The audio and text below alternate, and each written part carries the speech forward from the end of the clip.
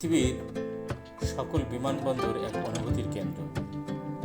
কেউ যাচ্ছে, কেউ আসছে, কেউ বুক ভরা স্বপ্ন নিয়ে পাড়ি দিচ্ছে, কেউ কেউ যাচ্ছে রেমিডেন্স যোদ্ধা হিসেবে, কেউ কেউ যাচ্ছে মাস্তি করতে, কেউ কেউ বুক ভরা স্বপ্ন নিয়ে পাড়ি দিচ্ছে বিদেশ, আবার কেউ কেউ দীর্ঘ প্রতীক্ষার পর ফিরে আসছে নিজের দেশের শিকড়ের টানে আপনজনের কাছে।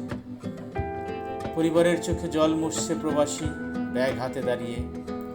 এই বিদায় হয়তোবা 1 বছরের বা তারও বেশি, কিন্তু প্রতিটি আলিঙ্গনে থাকে অসংখ্য। মানে আপনি বিদেশে কোন দেশে থাকেন? বিদেশে এখন নতুন যাইতেছি। একেবারে নতুন? জি। আচ্ছা, এর আগে যান নাই? এর আগে কিরকম লাগতেছে আপনার এই যে যাচ্ছেন, বিদেশে যাচ্ছেন, আপনার প্রবাসী জীবন, আপনি কি চিন্তা ভাবনা করে গেছেন? চিন্তা ভাবনা তো আসছে ভবিষ্যতের চিন্তা ভাবনা, মা বাবা পরিবারের জন্য তো যাইতে সবাই প্রবাসে যায়। গুড, ঠিক আছে, আপনার যাত্রা শুভ হোক, আপনি ভালো থাকেন, ঠিক আছে?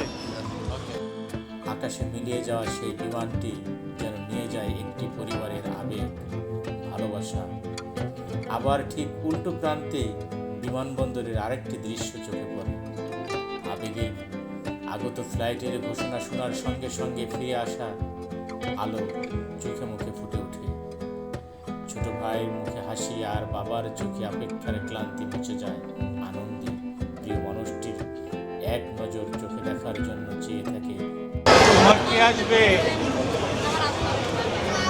তোমার বাবা আসবে? যেন অনেক দিনের জমে থাকা ভালোবাসা এক মুহূর্তে। বন্ধুরা, দুটি ভিন্ন দৃশ্য হলেও ভাষার জায়গায় একটাই। প্রিয় বন্ধুরা, বিমানবন্দর শুধু যাতায়াতের জায়গা নয়, এটি হয়ে উঠেছে আবেগের একটি কেন্দ্রবিন্দু। প্রিয় বন্ধুরা, যারা রেমিডেন্স যোদ্ধা আছেন তাদের জন্য রয়েছে বিশাল শীতাতপ নিয়ন্ত্রিত বিশ্রামাগার, খুব নামে মূল্যে খাবারের সুব্যবস্থা রয়েছে। যারা অপেক্ষামান ওই মায়েদের জন্য রয়েছে শিশুর দুধ পানের সুব্যবস্থা, রয়েছে নারী পুরুষের নামাজের পৃথক পৃথক ব্যবস্থা। পুরো বন্ধুরা, আমার এই ভিডিওটি কেমন লেগেছে কমেন্ট বক্সে জানিয়ে দিবেন।